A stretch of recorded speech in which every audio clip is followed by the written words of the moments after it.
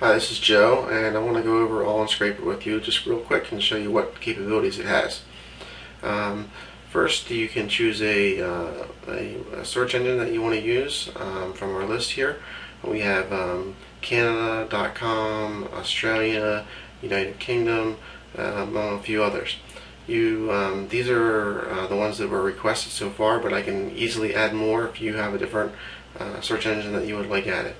So you pick, we'll pick .com. You can pick in these columns what particular items you want to scrape for. Broad results are in the top column, and phrase results are in the second column. So for this example, let's just go ahead and pick a few of these off here that we want to search for. And then you can decide if you want to use proxies or not. I'm going to go ahead and use proxies because we get better results with them and don't get banned. So I'm going to go ahead and import some proxies that I have in a text file. You can also copy and paste the proxies in if you want to, if you just want to copy and paste them right in there. I'm going to do a simple test on these proxies. I have 20 of them. I'm going to run down through this test just by hitting simple test, and we'll get results back on them, make sure that they're all good. I have it set to a 2500 millisecond timeout, which means that if it takes longer than 2.5 seconds to respond, it'll mark it as failed. That way we don't get any really slow proxies. You can set these timeouts to whatever you desire. The request is how many requests we will make against the proxy before it goes to the next one. They start at the top, and each time we make a request it keeps track, and when we get up to 25 it'll go to the next. You can change those numbers of requests. Whenever you can just edit it right in the box. If I click on one of these and I hit remove selected, it removes it. But if I hit remove failed, it will remove everything that's failed. What I like to do then is sort by the response time by clicking in the column header. That puts everything in order by my fastest at the top and the slowest at the bottom. So then I can go down here and import my keywords. I already exported a Google AdWords keyword tool CSV file, and I'll do another video later and show you how that's done and put that on our website, allinscraper.com. The text file is just one keyword per line, and that's it. The Google AdWords keyword file is basically the format that's exported from their website. And then AllInScraper is a file that's exported from our software, and then you're bringing back in. So I'll go ahead and pick my keyword that I exported, and you can see here that I have the keywords here and the Google AdWords data here. You got the average cost per click, the searches per month. These are exact. You can also bring in exact or broad depending on what you have set up in Google when you export it. And then the competition level. If I click show all columns, it will show me all the columns for all these. If I unclick that, it only shows me the ones that I have highlighted that I want to get scraped.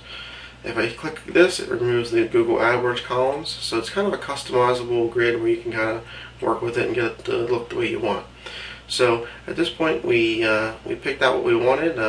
Across here we have our proxies, we have our keywords in. We're going to go ahead and hit start scraping. But before I do that, I want to mention deCAPTCHA. I have this checked. I'm going to uncheck it for a minute, and we'll do it without that. But this actually solves the CAPTCHAs and you don't have to enter them. But I want to show you how it works both ways. So it should come up here and ask us for a CAPTCHA because we're using proxies, and usually most of the time they require one. So we'll go ahead and answer that. And then we should see results start coming in. It'll do 25 results basically on this proxy, and then it'll jump to the next one. But before it jumps and asks for another CAPTCHA, I'm going to go ahead and stop it. And you can see down here that it solved the one CAPTCHA. But what I'm going to do is going to turn on the deCAPTCHA service now so you can see how that works. And I'm going to start this back up, and it'll just continue on. And when it's done, when it gets to 25, we'll see that it kind of stops for a second, and you'll see that it puts another CAPTCHA down here. Actually, reset the counter because we stopped it. But you'll see that the CAPTCHA will start again. And it'll do that without us even having to enter anything. The deCAPTCHA service does that, and they solve 1,000 CAPTCHAs for $3. Okay, so here it's switched proxies, and down here you can see it's switched proxy as well. And here you can see that it continued on. It's on request number 1 on the new proxy, and we should see that it's taking a little bit right now because it's solving the CAPTCHA. But you'll see that the CAPTCHA will increase here in a minute, and then the scraping will continue. And like I said, it's 25, but this number is customizable. You can change it to anything that you'd like. We use 25 because that keeps us from getting banned. Too many will get you banned quicker. Looks like we had a problem with this second proxy, and it skipped it and it went to the next one. So sometimes if there's a proxy problem, it'll just move on to the next one. But it solved the CAPTCHA, and now it's continuing on. So we'll just go ahead and let it finish these, and then we'll have 10 keywords done. Now you can import as many keywords as you want, like 100 or 1,000, and just let this run on its own. What we did was we did phrase results, all in title without the quotes, all in anchor without quotes, all in URL without quotes. And RC is something that we call, it's actually called real competition. And a warrior in the warrior forum asked us to put this in here, but basically what it does is on the last page of the Google search results for these keywords, there's a number that says that we displayed this number of results, and it'll be this number that you're seeing here. And basically what it does is it's a number that they show that many results, but then everything else is excluded. And he says that this number can be used to basically judge how hard it is to rank on that. He says anything under 300 is pretty easy. Like 300 to 500 is a little more difficult, and over 500 is pretty difficult to rank for. So it's just another a metric that you can use.